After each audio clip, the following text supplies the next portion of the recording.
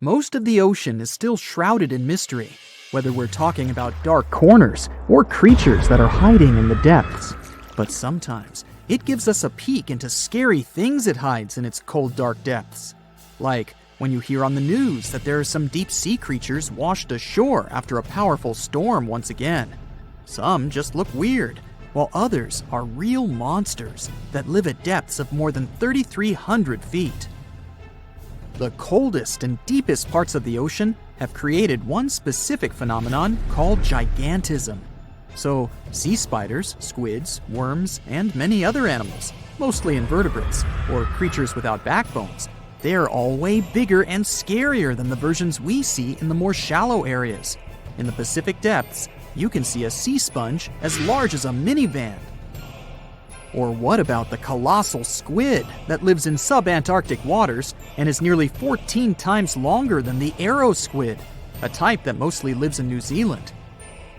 Researchers found many of these underwater monsters in the abyssal zone of the ocean. Back in 2021, the researchers showed images of the giant phantom jelly. It was at a depth of 3,200 feet. Its tentacles were 33 feet long. Wow, I wouldn't like to face that one on the beach. It probably eats only small fish and plankton, but it can swim to depths of more than 21,900 feet. And down there, this giant jelly doesn't have enough food. How does it survive then? Scientists haven't figured it out yet. And there are even more questions related to the giant squid, the biggest one ever found. This monster is 43 feet long, with a weight of nearly a ton. Imagine if those tentacles would grab your car, or something like that. They would smash it like it was a toy. There's no light in the abyssal zone. Sun rays just can't penetrate that deep. So there's no algae or underwater plants there. Local animals mostly eat snow. Marine snow is not like the regular one you build a snowman with. It consists of any small flakes or remains that fall from the surface of the ocean. Maybe even some leftovers that animals up there couldn't eat. So it's not much. But apparently, it's enough for very large creatures that hide deep down there, like giant squids. Squids that generally live at such depths don't bother going after their prey. They just wait until the poor animal swims right up to their long tentacles and falls into a trap. It may not be the best method ever, because not many animals will even swim into these dark, cold parts. But it's the method that saves energy. A giant squid eats only 1 ounce of fish daily, which is approximately 45 calories.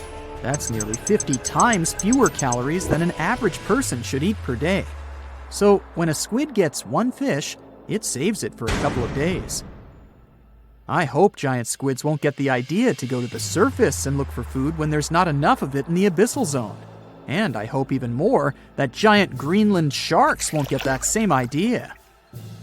You can find them at depths of up to 7,200 feet. They're twice as slow as we usually walk. They swim at a speed of 1.12 feet per second. Their slowness is part of the energy-saving mechanism that creatures down there need to survive.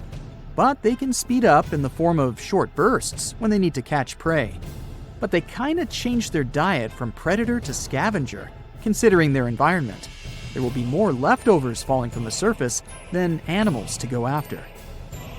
Greenland sharks grow just 0.4 inches per year, and they're mostly 20 feet long, which means they live for a very long time, sometimes up to 400 years. They also have a slow metabolism, and that's one of the main factors for their long life, too. Greenland sharks like to spend their time in cold waters. They're adapted to that, since their tissues have specific chemical compounds that prevent the forming of ice crystals all over their body. That means they have some sort of natural antifreeze. So what makes them so big? Scientists are still not sure, but some theories try to explain it. There's this thing called Kleiber's rule that says bigger animals tend to be more efficient. Just take a small fish and compare it to a whale with a mass hundreds of times bigger. The whale has a greater metabolism. It conserves energy more efficiently and loses less of it to the surroundings through heat. Moving on, bigger animals can ingest bigger prey. They're more likely to go through tough issues in their environment or defend themselves from predators going after them. Also, the body gets bigger when temperatures are lower. The Greenland shark is a perfect example. So are giant sea spiders. Sea spiders are generally common, and you find some very small ones at 0.04 inches. But in deeper parts of the Antarctic, they become 3-foot-long giants. They grow so big because the cold water has more oxygen. That way, more of it diffuses into the animal's body, and that allows it to grow bigger. Yeah, both as a creature and a nightmare. And how about this giant tube worm? Researchers found it accidentally while they were exploring the mysteries of the Pacific Ocean floor. They stumbled upon unusual hydrothermal vents. Volcanic heat is a thing that gets them going. As water seeps down through faults or cracks in the rock, these vents change their direction. When the water gets out of the vent, it's rich in different minerals and chemicals. Most animals wouldn't survive being around this toxic soup of chemicals, but not these tube worms. They came as a true surprise, because not only are they not bothered by these toxic vents and the almost boiling temperature of the water, but they developed entire ecosystems there. They're unique because they don't need sunlight to survive. Instead, small bacteria are their main source of energy. That bacteria gets their energy directly from these toxic chemicals. So it's not photosynthesis, but a process called chemosynthesis. And these tube worms don't have mouths. These bacteria live inside them. Strange story, huh? Plus, these scary worms reach up to 8 feet. Giant isopods are no better either. They lurk at the depths of the ocean of 1,640 feet or more below, far away from the sunlight, looking like some monstrous wood lice. They spend most of their time on the seabed, hoping to find some food falling from higher levels of the ocean. Check out their small hooked claws at the ends of their legs.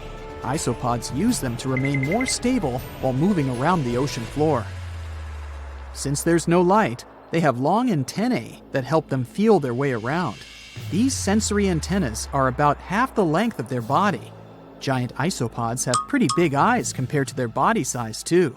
They can grow over 12 inches from head to tail. And these fellas are really patient. Remember how we said animals down there rarely get food? Sometimes they need to wait for years to get a proper meal. That's why their metabolism is amazingly slow. 5 years later. They can go for 5 years without eating anything. Imagine that. I get hungry just talking about this. In 2006, a biologist did research to compare the differences between the shallows and the deep sea regions. He realized the deep sea mirrors the island rule. First, isolated parts of land develop biodiversity you won't find anywhere else. Second, small-bodied life there grows much bigger when it's isolated, compared to life on large land masses. Resources are limited, but also competition and predators. And we don't know much about these deep-sea creatures. It's too expensive and too complicated to carry out such research. So we'll just wait for more raging storms to show us at least part of the monstrous world cold ocean depths hide. The stonefish. Stonefish aren't going to win any beauty contests, unless the pageant is for best rock look-alike. Their tiny unreflective eyes and rough skin blend in perfectly with their environment. A large head, an even bigger mouth, and a home full of, yeah, it's rocks. And just because you're on the beach doesn't mean you're safe. Stonefish can survive for 24 hours out of the water. Stepping on one or even handling one won't be that fun. Their dorsal fin spines have extremely strong venom. It shoots out when they get stepped on, and it can lead to paralysis or even heart failure. You'll need help fast. No wonder they're one of the most dangerous creatures in the water, or anywhere. Be careful when scrambling around rocky areas. They love to play hide and seek. The deep sea dragonfish. If there were a prize for the most hideous fish in the ocean, the deep sea dragonfish would win. With slimy, scaleless skin, massive teeth, and a face only a mother could love, This bad boy of the sea is nothing to mess with. It likes to swim between 700 feet and 6,000 feet below the surface of the ocean, where the waters are the darkest and coldest. Along with some other creatures on this list, the deep-sea dragonfish relies on its bioluminescent body parts to catch prey. It also uses its hanging appendage, which boasts a little red light on the end, coming out from its lower jaw. Many fish mistake this little light for prey, luring them right into the jaws of the deep-sea dragonfish. Very clever dragonfish, very clever indeed. The fangtooth.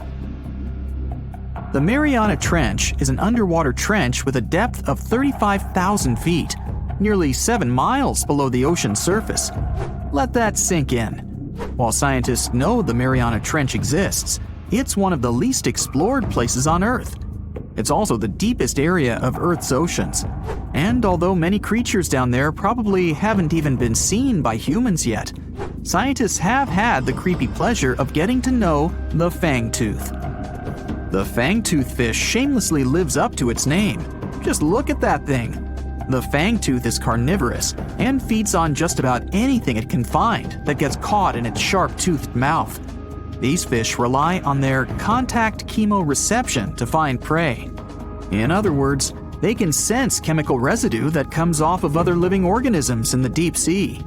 This is because they don't have any light-producing cells on their bodies, unlike many other deep-sea fish. On top of all that, it's pretty dark down there, so whatever crosses their path, they chomp on. While these guys look pretty scary, they're not a threat to humans. They only grow about 7 inches long. Even so, I wouldn't want to run into one of these things during a relaxing swim in the ocean. The Dunkleosteus. Strangely enough, this prehistoric fish, known as the T-Rex of the seas, had no teeth. Those were replaced with bony plates that allowed it to have the strongest bite among other monsters of its size. The goblin shark. If you thought the movies about sharks were scary, this next deep-sea creature will make you swear off going for dips in the ocean forever. However, it lives 3,000 feet underwater, so you'll never likely see it face to face. The goblin shark looks like a cross between a shark and a creature from your worst nightmare. These sharks boast a protruding sword-like snout with a jaw that juts out to match. Unlike other sharks that have more of a gray hue, this creepy thing looks not so pretty and pink. Aside from their scary demeanor, what do scientists really know about the goblin shark? Well, not much, except that they can grow up to 18 feet in length. Looks like there's still a lot to learn about these guys, if you dare to. By the way, did you know that sharks don't sleep? Many species have to keep water moving over their gills to get oxygen, so they can't fall into a deep sleep like we do. That's why they stay half awake during rest. Typically, sharks don't even close their eyes. The cookie cutter shark. This shark is a living horror, with lower teeth being big and sharp, while the upper ones are much smaller. When its teeth fall off, the shark eats them to maintain calcium levels. Pretty smart solution for a shark. The frilled shark. Studying the frilled shark is like looking through a portal back to prehistoric times. That's because scientists think that these eel-like sharks haven't changed much since their oldest ancestors roamed the deep sea waters, so they're sometimes referred to as living fossils. These sharks' mouths are filled with a terrifying 25 rows of backward-facing sharp teeth, 300 in total. They're designed to grasp prey and hold them tight so they can't get away, according to early studies of the shark conducted in 1884 and published in the Bulletin of the Essex Institute. Luckily for swimmers, the frilled sharks live between 390 feet and 4,200 feet below the ocean's surface, so they'll probably never run into them. Probably. This is probably the worst nightmare of any dentist. The northern stargazer. Take a look at this cutie. The northern stargazer is definitely not something you'd wish to see on the ocean floor. This horrid creature hides its body under the sand, leaving its face above to wait for prey. The tasseled wobbegong. Here's another carpet shark on our list. It lies low on the bottom of the sea and patiently waits for its prey to come by. The Australian ghost shark. The Australian ghost shark isn't really even a shark, but a very bony fish. It's also a living fossil. It hasn't changed within the last 400 million years. Believe it or not, sharks and humans have a common ancestor that lived around 440 million years ago. Even though we both evolved in our own way, there are still some signs of that connection. For example, the genome of an elephant shark is very similar to humans. The Leopleurodon. This list of terrifying creatures would be incomplete without mentioning the terrifying and prehistoric Leopleurodon. This carnivorous marine reptile existed during the Colovian stage of the Middle Jurassic era and ruled the waters at 9 feet in length. Scientists believe Leopleurodon thrived in this deep-sea trench because of its ability to swim long distances and its 4 paddle-like limbs. While they probably weren't able to propel themselves toward prey like other animals of the area, they did manage to accelerate and attack very ruthlessly and efficiently. Additionally, they relied on their long snouts to smell prey, which leads scientists to believe they didn't rely on sight for hunting. This means they could have thrived in the dark Mariana Trench.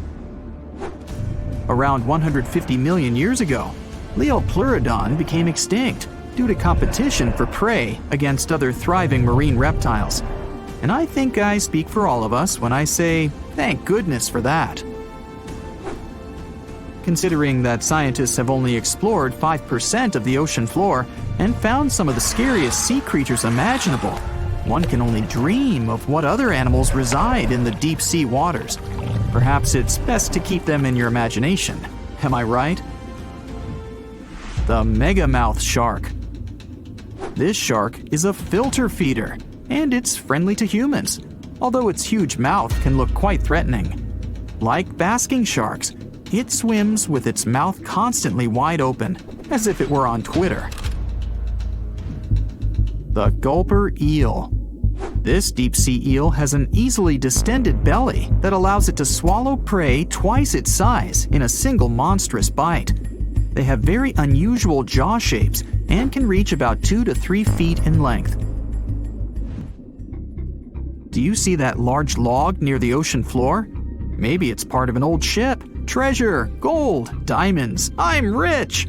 Well, as you get closer, you notice something. It's swimming! It's not a shark or a dolphin, it's a saltwater crocodile! Now don't panic. If you bump into one of these reptiles in the sea, it's unlikely it'll think of you as food. Crocodiles have a special valve in their throat that stops them from drowning underwater, but that doesn't mean they can't bite. Usually, they're heading to a nearby island, and the quickest way there is to body surf. They can't really take the ferry, you know. Watching one from a distance should be okay. Just don't swim to shore right away. They love to ambush their lunch in shallow water. If there's one time I'd want to see a great white shark, it's when I'm diving with crocodiles. They'll gladly take a crocodile-sized nibble, given the right motivation. 450 million years ago, no, I wasn't around then, the sea level was higher, coral reefs started to form, the climate on our planet was stable and warm, not even dinosaurs were around yet. The time when bony and jawed fish we know as sharks appeared. They've been dominating the oceans and making other marine creatures flee in fear ever since. Many of them, like great white sharks, have evolved and adjusted to life in the open ocean as hunters with a pretty high position in the food chain. They're less diverse today than before. One of the reasons is the asteroid strike from the age of dinosaurs. After it reduced the number of shark species, only smaller and deep-water kinds that ate primarily fish survived. They started getting bigger over time. Near the surface, sharks such as makos or great white ones develop faster movements and are somewhat between gray and blue to blend in with their surroundings. The epaulet shark can even walk on the land. It can't take a walk on the beach because it can't breathe outside of the water, but it lives on coral flats in shallow tropical waters, so it can walk in kind of a crawling motion. But deep down below, there are mysterious alien-looking, often huge shark species that didn't come to the surface, which is why they didn't need to adjust to the new environment and different conditions. They haven't changed a lot through time, so they're some living fossils. These creatures mostly don't have 5 gill slits, the most common number, but 6 or 7. It's because there's less oxygen the deeper you go in the ocean, so they need more gill slits. Sharks on the surface evolved to have fewer gill slits. 6-gill sharks are the most primitive sharks we have today. Their skeletons are like those of ancient extinct sharks, and they can survive only in very deep waters. Like cats, sharks have a layer of reflective cells placed inside their eyes, which helps them see better in the dark, deep sea or cloudy waters. Sharks on the surface have big eyes because they evolved to hunt in the sunlight, so they tend to rely on their vision. Those that live in shallow waters have small eyes, so they can protect themselves from the sand.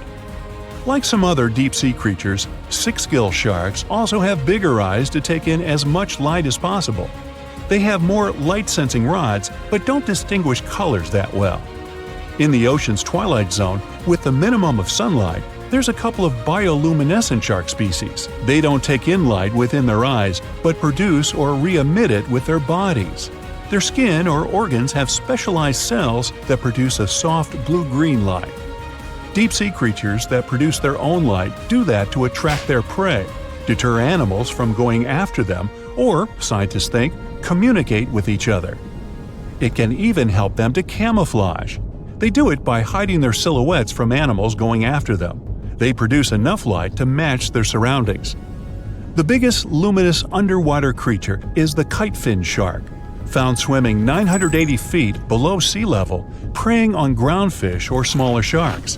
It can grow almost 6 feet long and lives 3,200 feet below sea level. Deep-sea sharks are also bigger than those on the surface. The Greenland shark can grow up to 24 feet long, bigger than a great white. There's a thing called deep-sea gigantism. Creatures in nutrient-poor depths of the ocean grow bigger because, that way, they lose less energy as heat. The Greenland shark lives its life in slow motion.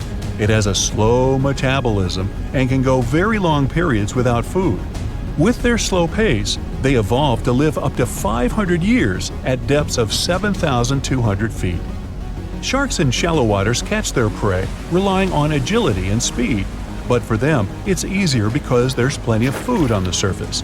Deep-sea sharks, with less food and slower life rhythm, had to develop a different style. They're more opportunistic, definitely not picky, and don't care if their future meal is alive or not. Frilled shark, another living fossil from the darkest depths, hasn't evolved much through time, and they're one of the last of their kind, with all of their relatives already gone extinct.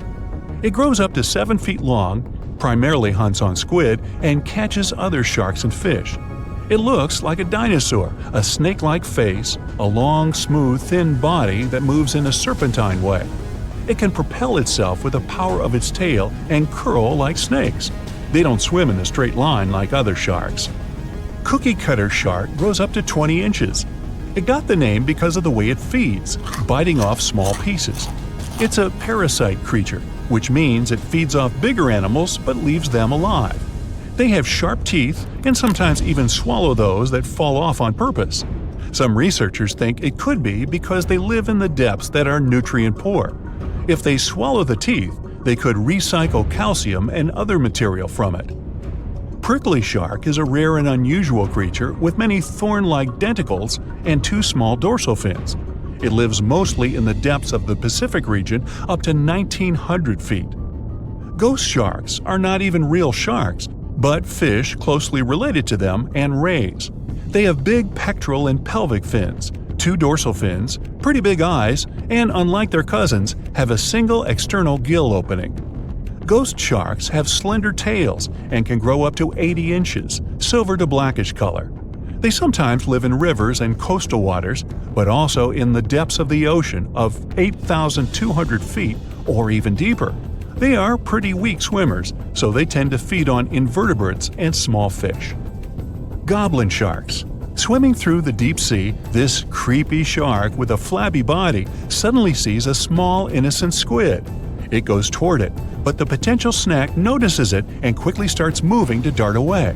It seems like the plan could work at first, but then the shark suddenly thrusts the jaw of its mouth and catches the poor little squid in a second.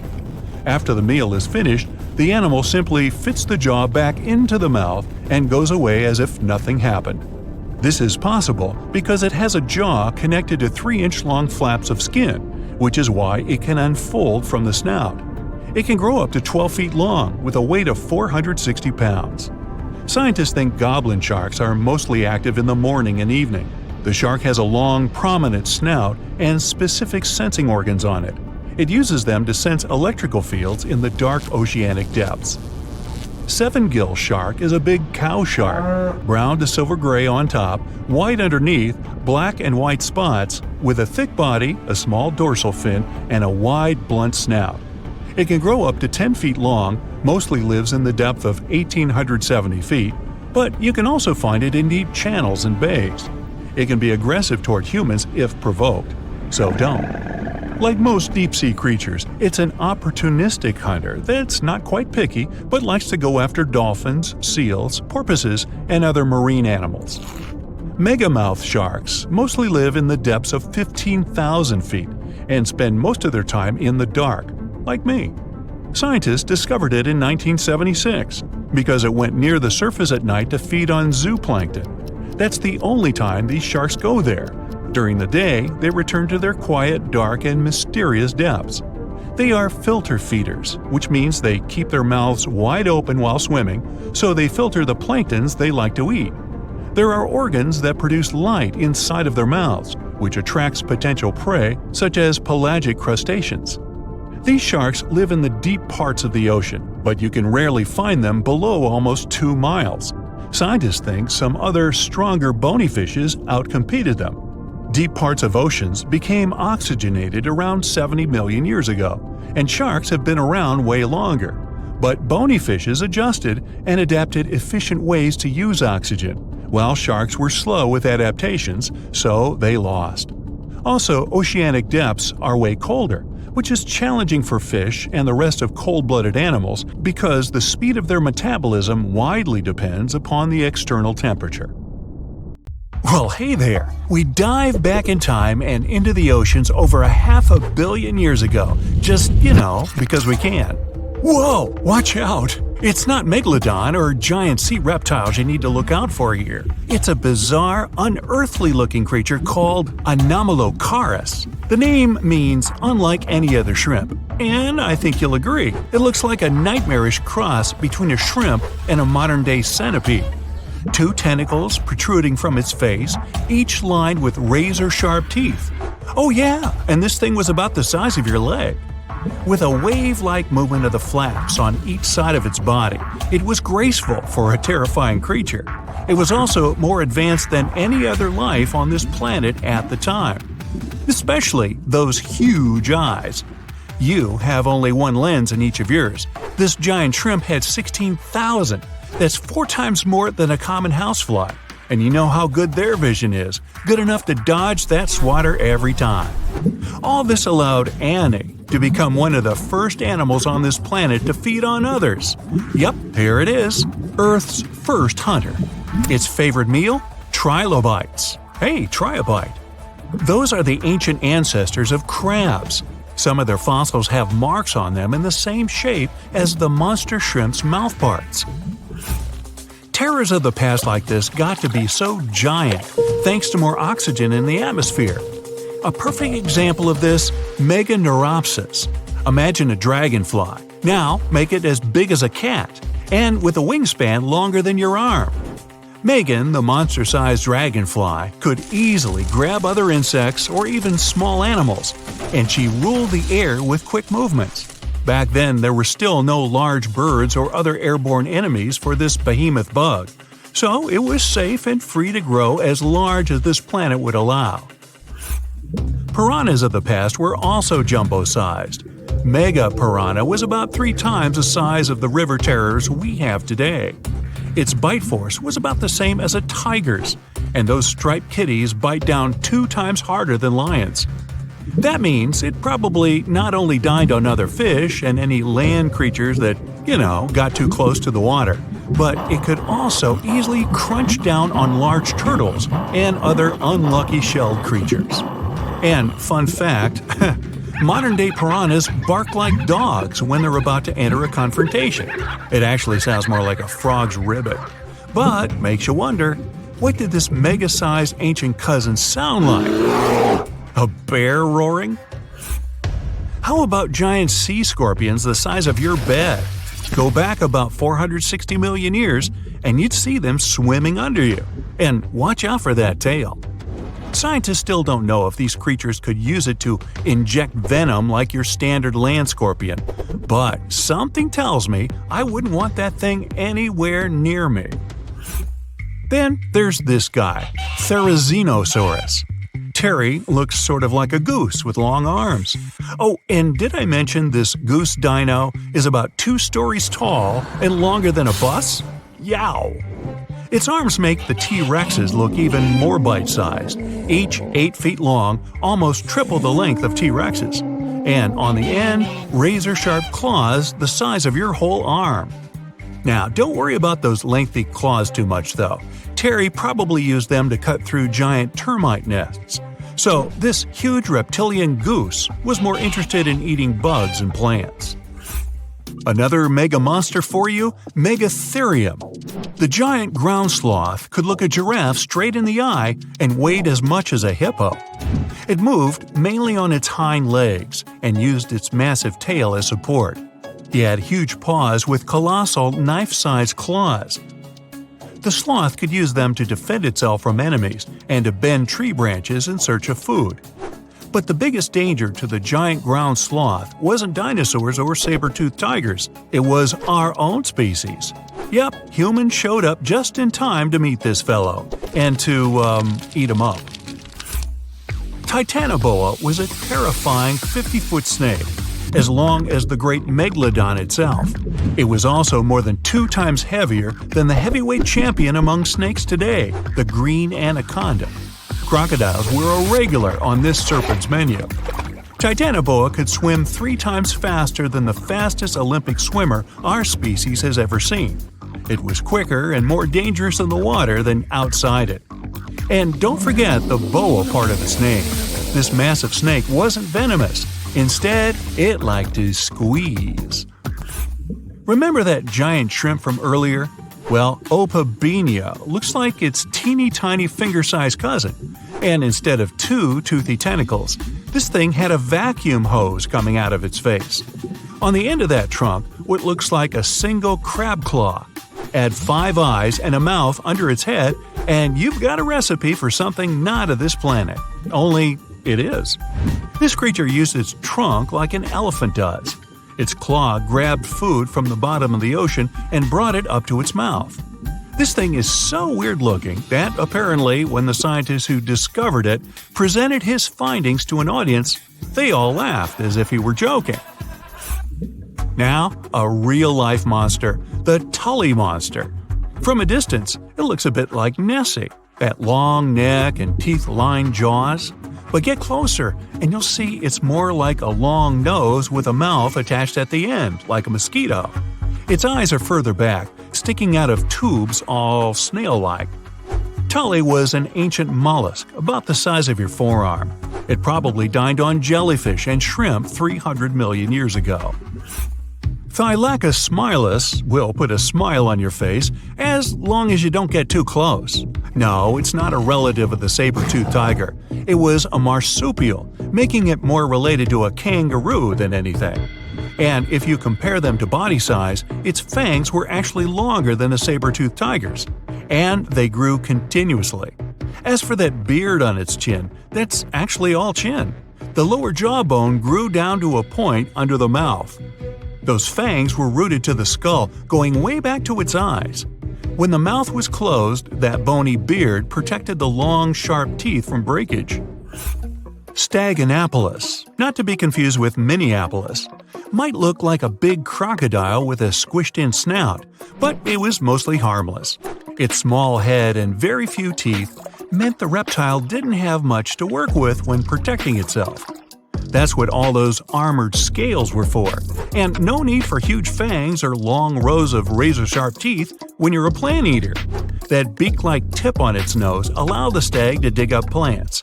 So, really, this reptile was more like a 10-foot scaly pig than a croc. Basilosaurus was a type of ancient whale that lived on our planet about 45 million years ago. Not quite as long as a blue whale, but this guy was still big enough to munch down on other whales and even sharks. Some people believe these monsters could still exist today. Eyewitnesses claim to have seen a giant sea dragon, and Basilosaurus fits the description. Plus, 90% of our oceans are unexplored. There's plenty of space to hide a sea monster. But scientists haven't found any fossils of this ancient whale younger than 3.7 million years. So, this myth is busted. Stegosaurus is one of the most recognizable dinosaurs that ever lived. It can easily be distinguished by those huge spikes on its tail and the bony plates on its back. It was twice as long as a giraffe and nearly 5 times heavier. But compared to its body size, it had the world's smallest brain. It was no larger than a dog's. Pelagornis had the largest wingspan of any bird ever discovered. It was twice the size of the largest bird today, the wandering albatross. Such huge wings made it hard for the bird to take off. It could only do so by jumping off cliffs. And when it finally spread its wings, this giant could only go about 40 miles per hour. The fastest bird today can reach speeds 5 times that. Do you know how harsh the water around undersea volcanoes is? It is so acidic that some samples even showed it to be at a level between stomach acid and battery acid. This water also contains so many chemicals that are toxic to normal marine creatures and plants. And yet, some species have found a way to live near or inside hydrothermal vents, like this special type of shrimp. This mysterious creature from the dark depths of the ocean has adapted to grazing bacterial filaments using its small claws, which are similar to garden shears. Hydrothermal vents stemming from the volcano coat the rocky surface, which means that all those creatures living down there get something to eat. In fact, undersea volcanoes provide 3 very important life-sustaining elements in those areas: minerals, hot water, and bacteria. Whenever there's an open fissure in the ocean floor, water seeps into it. Bacteria living in the crust of our planet then move in and remain in the hot water. The temperature of the water there can go up to 750 degrees. When the fissure erupts and expels the heated water, these bacteria get expelled along with it. There's something else that comes along for the ride: many nutritious minerals that resided in the rock that has been dissolved by the superhot water. The warmth coming from the vent and the minerals sustain the bacteria and give them the perfect chance to multiply. In many cases, the first sign of life around an underwater volcano is a thick coating of bacteria. The bacteria develop stable colonies, which is why other deep-sea creatures that inhabit these dark areas use them as food, like these shrimp. They're trying to eat that fast-growing bacteria and at the same time do their best to avoid the hazards of all the volcanic eruptions. The waters surrounding undersea volcanoes are usually too acidic and hot for humans to dive to, even when there is no lava, ash, or steam spewing from the craters. But when a group of researchers took adequate equipment and finally managed to leave their camera in the hot acidic waters for an hour, they had no idea that they were going to find... Are those sharks? They were hiding in the deep, orange, murky waters around the Solomon Islands submerged Cavachi. Different shark species, including hammerheads, scalloped hammerheads, and reef sharks. The story gets even better when you realize Cavachi is an active volcano with pretty common eruptions. Apparently, submarine boiling lava and underwater explosions don't scare those sharks at all. It's their home, where they feel safe and comfortable. They must have done a great job evolving into this harsh environment over millions and millions of years. So now they can swim through steam and lava without any issue. One of the reasons could be the special pores that they have near their snouts. One of these theories even says if these pores allow sharks to sense changes in the magnetic field of our planet. And sharks need that information for homing and migration, but that also means that they can detect cyclones and hurricanes, thus able to skillfully avoid them and similar dangerous situations in time. Back then, scientists also discovered a sleeper shark about 12 miles from the volcano. It's a specific type of shark that usually lives in the northern Atlantic and Pacific, or in some cases even further south near Antarctica and Australia. Alright, now let's check out this unusual worm. Don't let its rainbow glow fool you. This mysterious creature is actually a scary predator, with jaws usually seen in horror movies. This creep lives 3,900 feet deep, down on the muddy seafloor near northern New Zealand. A team of researchers took a 3-week expedition throughout deep-sea areas in the volcano-rich Kermadec Ridge. This enormous area included 3,800 square miles of canyons, continental slopes, mountains, and hydrothermal vents, parts where undersea volcanoes release gases and hot water. And that's where they found this thing. There are 10,000 species of these worms in the oceans. Most of them have tails and segmented bodies, but they usually look pretty different from one another depending on the area where they live. There is also a tube worm, which we also call the Pompeii worm. This type lives in hydrothermal vents deep down on the ocean floor. The temperature down there sometimes goes over 140 degrees. Up next, we got a snaggletooth dragonfish. A team of researchers found these tiny critters in underwater volcanoes near the coast of Sydney. It's a black fish with translucent fangs that looks way scarier than most fish you'd see close to the surface because it lives in warm, acidic water near undersea volcanoes. Humans rarely get to see these deep-sea fish. Alright, how about a lobster? The Uroptychus squat lobster lives in depths of up to 4,600 feet, mostly somewhere around deep-sea coral. They're called squat lobsters because they look similar to true lobsters but are flattened in shape from the top and bottom. They don't go around carrying their shell with them, but their carapace is flexible and soft enough so they can squeeze their body into small crevices. When they do this, they leave their long, sharp claws exposed so they can keep unwanted visitors away. It's hard and dangerous to directly go into dark ocean depths and study underwater volcanoes, so researchers came up with a new way to do it. They study deep-sea coral. As they develop, the skeletons of black corals contain a record of the noble gases in seawater. This helps scientists collect information on volcanic activity near these corals. Check out these unusual yellowish creatures known as snake stars. Researchers saw them on an undersea peak at a depth of 4,000 feet. They spend most of their time wrapped around coral branches. That's where they can easily capture food particles from the perches around them. Volcanic vents themselves hide some very pretty unusual creatures, such as these small hairy red-eyed crabs too. They live among rocks on the summit of seamounts in dark depths of up to 3,000 feet. There are crabs that live even deeper than that, 1.5 miles, on the ocean floor near Antarctica. They got their nickname Hoth crabs because of their hairy chest and are part of a lost world of deep-sea creatures that live around volcanic vents at great depths. Big male Hoth crabs spend most of their time highest on the mineral spires of the vents. That's actually the closest to the hot fluids that go out of them, where smaller male crabs live at the base of the mineral spires. After they get together, females crawl away, looking for the warm fluids that seep from the sea floor. They are rich in minerals, but they can be toxic to their young, so they need to get far away. This way, female crabs move to a safe place and hide from the potential predators, like seven-armed sea stars and big sea anemones. Wow, the cavalcade just never ends, huh?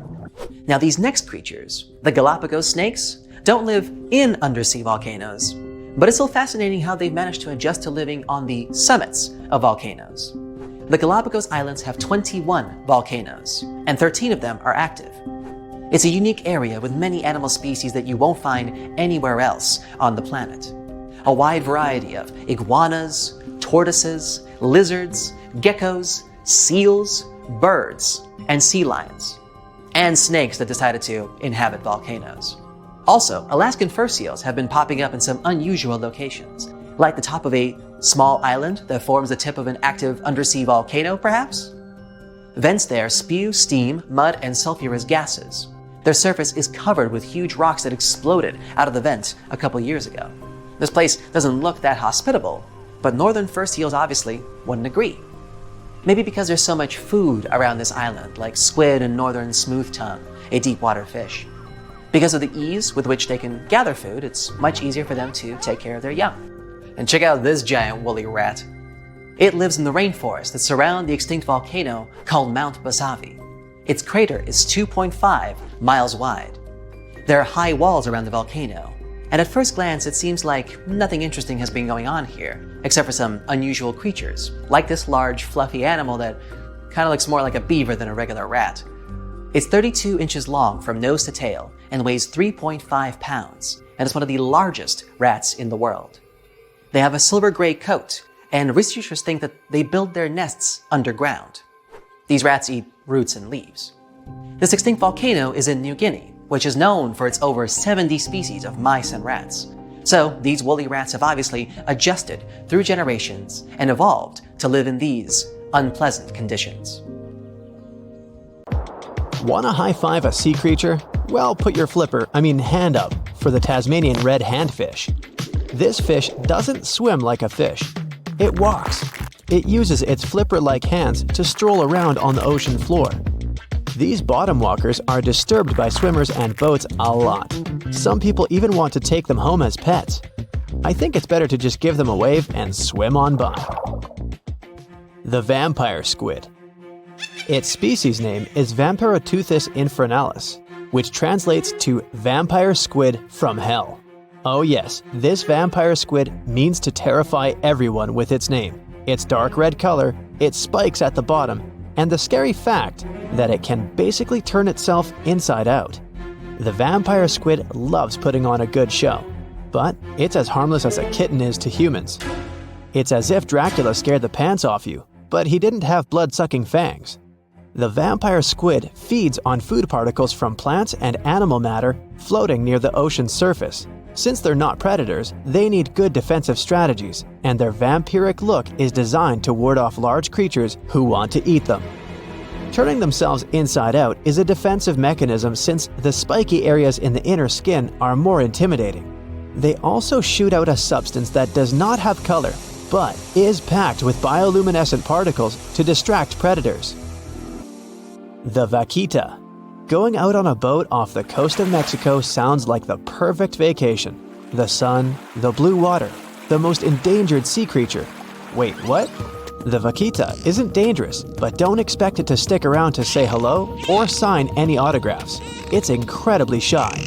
This little cow, that's what it means in Spanish, is one tiny sea mammal. With those black markings around its eyes, it looks more like a sea panda to me. Seeing one should make you feel very special. They're on the brink of extinction, mostly because they got caught by accident in fishing nets. It's estimated that there's only 10 left in the wild.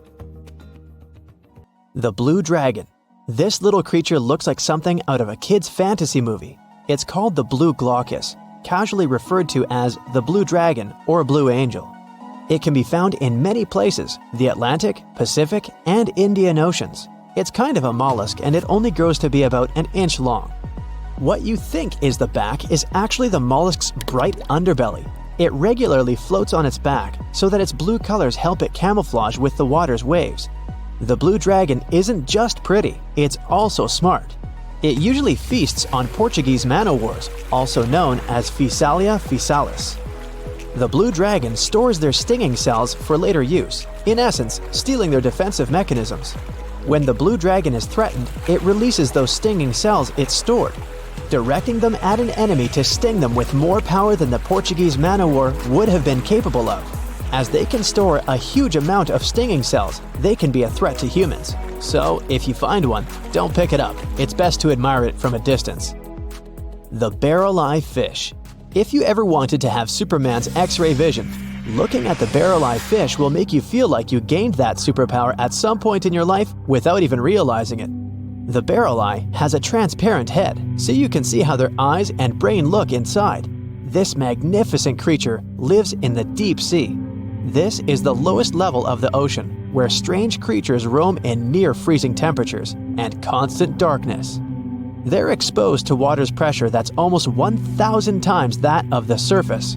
If the idea of the deep sea sends a shiver down your spine, stay tuned to learn about another of its creatures later on. The barrel-eye fish can be found in the Atlantic, Pacific, and Indian Oceans. You might be wondering, why oh why would a fish have a see-through head? And that would be a fair question. Since the species was discovered in 1939, it was believed that the fish's eyes were set to see straight ahead and couldn't move, so it was assumed that they had tunnel vision. Scientists Bruce Robinson and Kim Reisenbichler from the Monterey Bay Aquarium Research Institute recently discovered that the fish can move its eyes vertically to see through the top of its translucent head, thus noticing if there are predators or prey nearby. The transparent head also allows more light to enter so they can detect prey better. It's believed that the barrel-eye fish eats jellyfish and small fish species. If you dive in the ocean at night, you might be lucky enough to see how orange ball corallomorph blooms in the dark. But make sure to be quick because as soon as you turn on your flashlight to take a good look, it will retract its tubes back into itself. The megalodon. The whale shark isn't the biggest shark known to humans. If the entire shark species were a kingdom, the prehistoric megalodon would be the ruler of the sea. Megalodon roamed the ocean a long time ago. About 15.9 to 2.6 million years back between the early Miocene and late Pliocene eras. While they've long been extinct, people are still amazed to learn about these gigantic sea beasts. Megalodon could reach anywhere between 45 feet to 60 feet in length with jaws more than 6 feet wide. A fossil of a tooth that once belonged to a megalodon measured at 7 inches. Needless to say, I'm pretty stoked that these guys have long been extinct. But there's still some adventurers out there hoping to meet this monster one day. The Dumbo octopus. This adorable creature, or creepy creature, or however you want to see it, is officially called Grimpoteuthis. More casually, it's referred to as the Dumbo octopus, named after the Disney character. Though Dumbo, the elephant, not the octopus, was teased for his big ears, it's highly unlikely that this adorable octopus gets teased by its water neighbors. They are the deepest living octopuses, living in the deep sea, and you know how scary that place is. They're only about 8 inches tall and spend their days hovering just above the seafloor eating snails, worms, and other food they find in the current or near ocean vents. There are nearly 17 species of Dumbo octopus, and they all have differences in height, color, and body parts. If you can't get enough strange animals, you'll be glad to learn that the deep sea has barely been explored by humans. So keep an eye out. There are bound to be more fascinating animals discovered in the deep in the future. The sea angel. These creatures might look and sound pretty cute, but their diet is far from sunshine and lollipops. Their favorite food are sea butterflies. They lay mucus traps for them and wait in ambush. The squat anemone shrimp. This shrimp is tiny, only 0.5 inches. It's also known as a dancer shrimp because of its peculiar behavior. When agitated, it raises its bottom above its head and does a little dance. Divers also say it readily jumps on their hands and cleans them. The coconut crab. This guy may look pretty creepy, especially when the sun goes down. Mature coconut crabs are around 3 feet in length. Their preferred foods are coconuts, but they can also hunt down lizards and even large birds. The slender snipe eel. Slender snipe eel is a slim and long creature that's still a mystery for marine scientists. It's 4 feet long and it has at least 750 bones in its spine, which is much more than any other animal in the world. The sea pen. Sea pen is 7 feet long and it has a lot of varieties, but most of them look indeed like a pen or a quill. The similarity is even more striking when the animal has a water-filled bulb that anchors it to the floor. The Persian carpet flatworm. This creature looks indeed like a carpet, despite being very small by comparison. It's only 4 inches long, able to become both male and female. It doesn't really mate with other flatworms. Rather, it fights them for the right to bear posterity. The flamingo-tongued sea snails. Tourists love these extraordinary snails for their pretty colors, thinking it's a shell, but in fact, the shell is quite dull and hidden underneath colorful soft tissues. They eat softer, toxic parts of corals and store their toxins to protect themselves. Think you know what lurks in the depths of the ocean? While nearly 95% of our oceans haven't been explored yet, it's hard not to let your imagination run wild. But thanks to brave explorers, deep-sea cameras, and awesome archaeologists, we do know about some pretty incredible sea creatures living in our waters today, and millions of years ago. From the 9-foot spider crab to the 60-foot prehistoric megalodon, these sea dwellers come in all shapes and sizes. But let's focus on sea creatures famous for their huge size. Can you guess which living species of whale is the largest?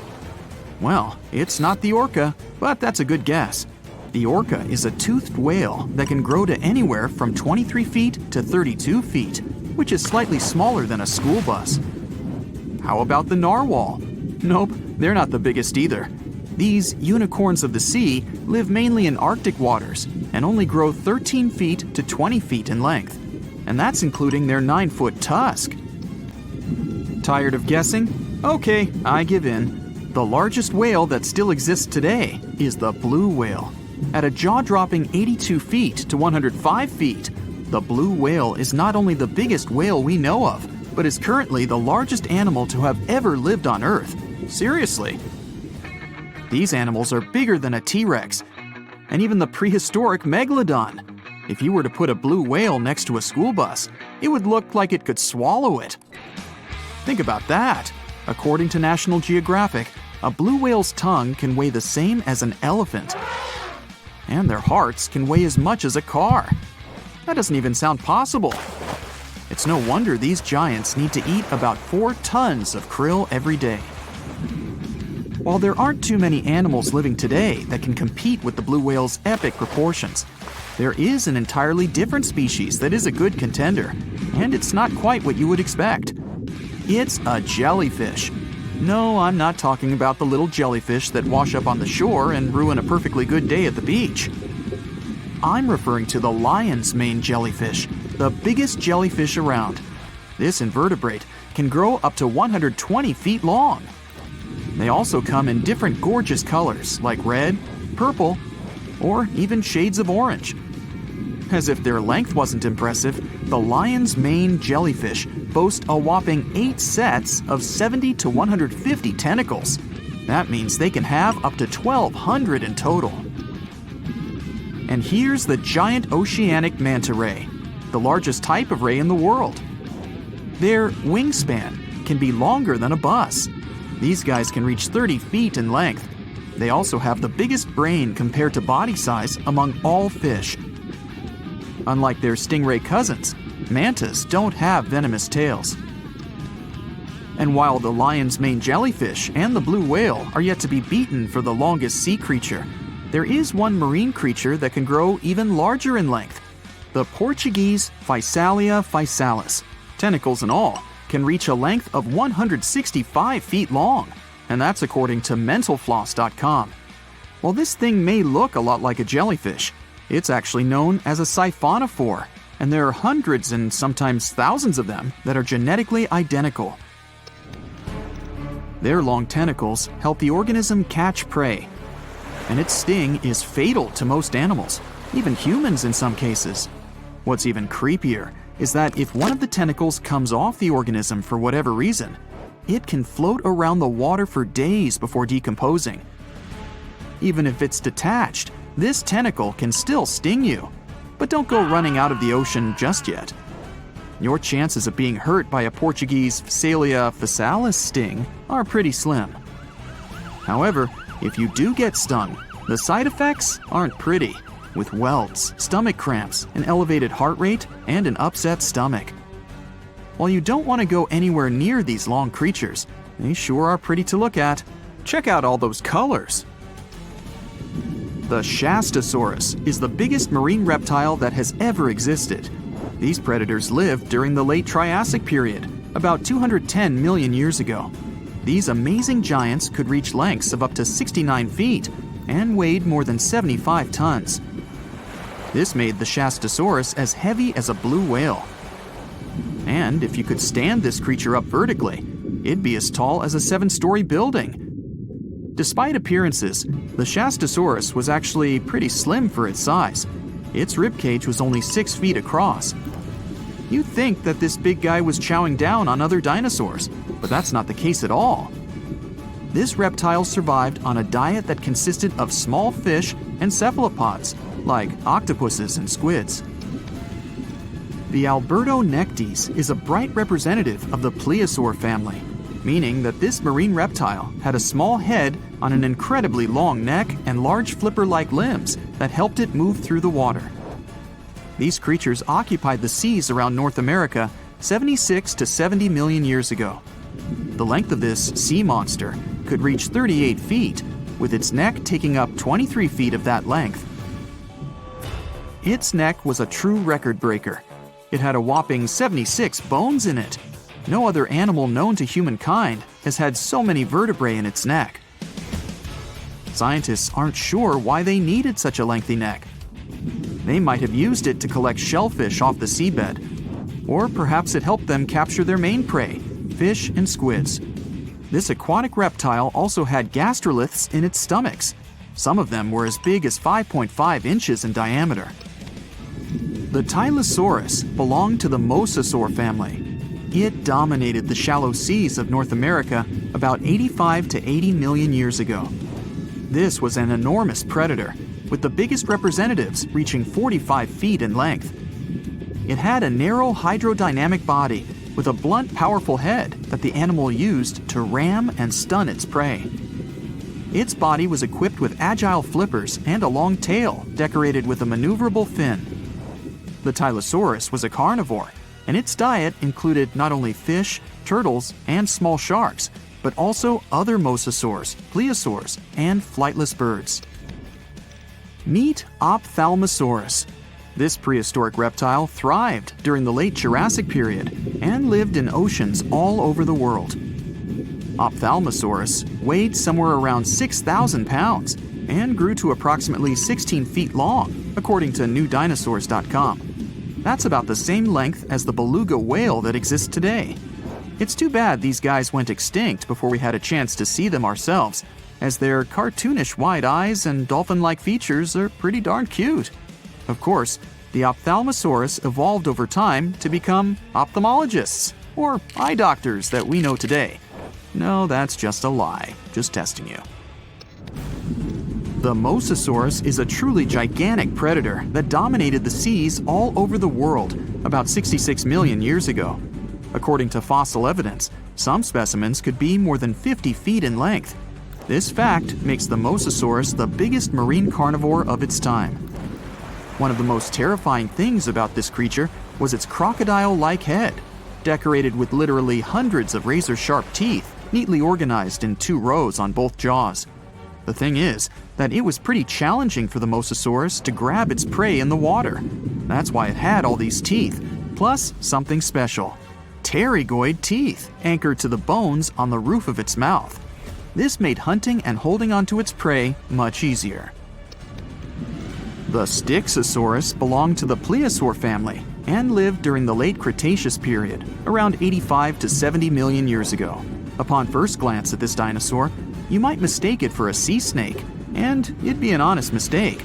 Styxosauruses were about 35 feet in length, but over 16 feet of that consisted just of their long snake-like neck. They had a comparatively small body and weighed approximately 4 tons. Their mouths were full of razor-sharp cone-shaped teeth that they used to catch fish. They didn't need to chew their prey, thanks to the 200 small stones called gastroliths in their bellies that probably aided in digestion. At the same time, some scientists believe that the Styxosaurus used these stones to sink to the ocean bottom in search of particular types of fish. Looks kinda like Nessie to me. Not a lot of people have heard of this mysterious body of water named after famous English explorer Sir Francis Drake. Even though Drake himself never sailed through these waters, one of his ships did pass near this location. and discovered a connection between the Atlantic and Pacific Oceans. That's how the area got named the Drake Passage in 1578. Soon enough, the passage became known for some mysterious disappearances. It got the reputation of being the roughest and most unpredictable stretch of water in the world. It's now known for its strong winds and rough seas, with waves that can reach up to 60 feet in height. The passage also has powerful currents with speeds never seen before. Does it sound like a good start to an adventure book? Sure, it doesn't make the place any less real. If you ever decide to travel between the southern tip of South America and the southern tip of the Antarctic Peninsula, you will come across the infamous Drake Passage. We call this place the Drake Passage today, but locals still believe it should be named after Spanish explorer Francisco de Oces.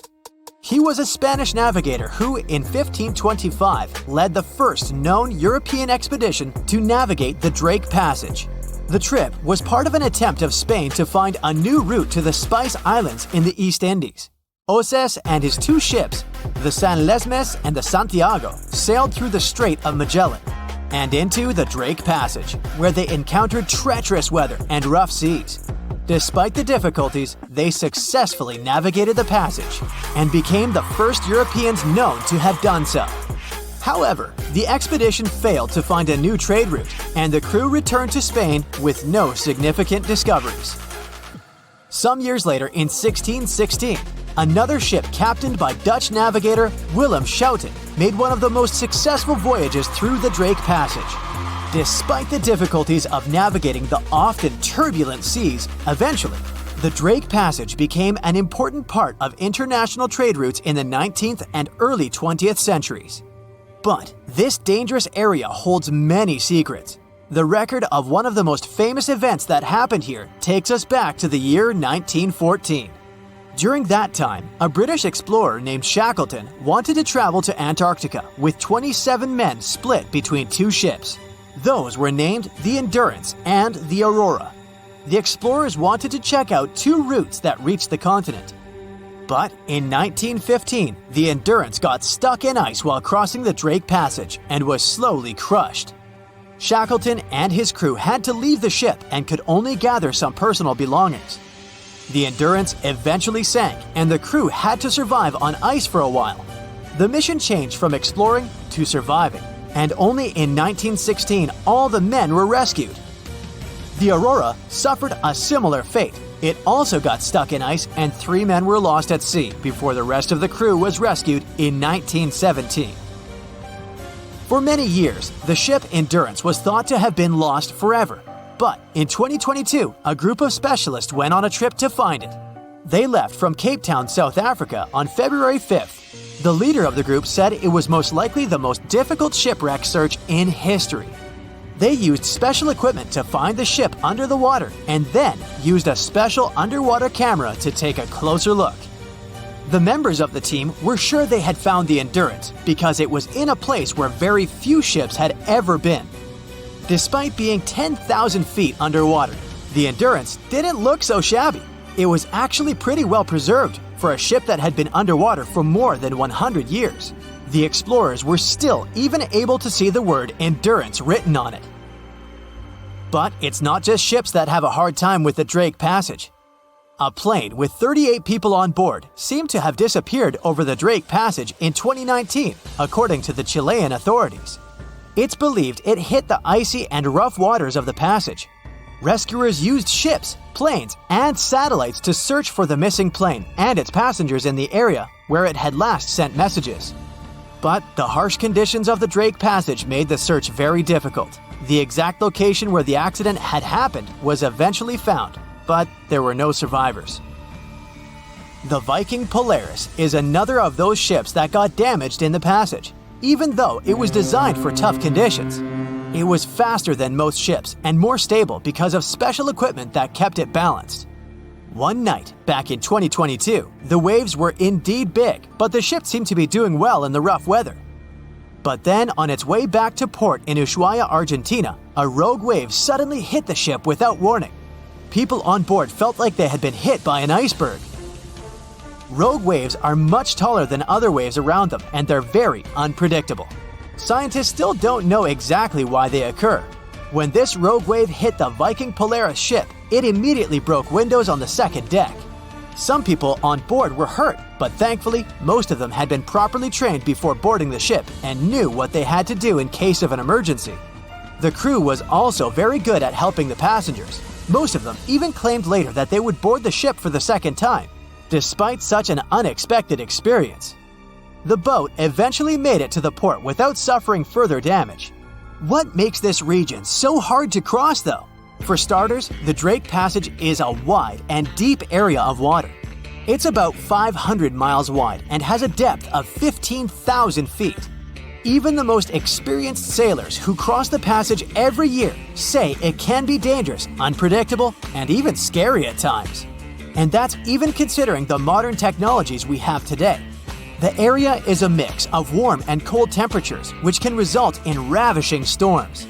Strong winds from the west push the water from the Pacific Ocean into the passage, creating waves and swells that can reach up to 30 feet or more.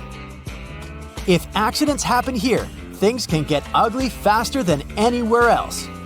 The Drake Passage is a part of the ocean where the water is very cold and has strong currents. The bottom of the ocean there is also not stable, making it harder to find things like a plane or a ship. These days, we have modern technology that helps us feel safe, even when we're passing through rough seas. However, if you are planning to travel by boat to Antarctica, make sure you're ready for the rough sea in the Drake Passage, and for feeling a little uneasy. This can happen even to the most experienced of people when the waters are rough, but it's especially tough if it's your first time. Some people bring remedies to avoid feeling sick, like ginger gum or scented wristbands. Others find it helpful to look at the horizon. Test things out to see what works for you. Once you arrive at the Drake Passage, you'll be surprised to see that lots of different animals live there. You can see many types of dolphins, birds, whales, and penguins. The water in the Drake Passage is also good for small animals like plankton, krill, which bigger animals such as whales, penguins, and seals generally have on their daily menus. As you get closer to Antarctica, watch out for the South Shetland Islands. These might be the first pieces of land you'll see. They're also located in the Antarctic Peninsula and were first discovered in 1819 by British explorer William Smith. The South Shetland Islands are home to severe active volcanoes, including Deception Island and Mount Fenton. The islands are also where you can find a number of endemic species, including the South Shetland Islands Gentoo penguin, which is only found on this piece of land.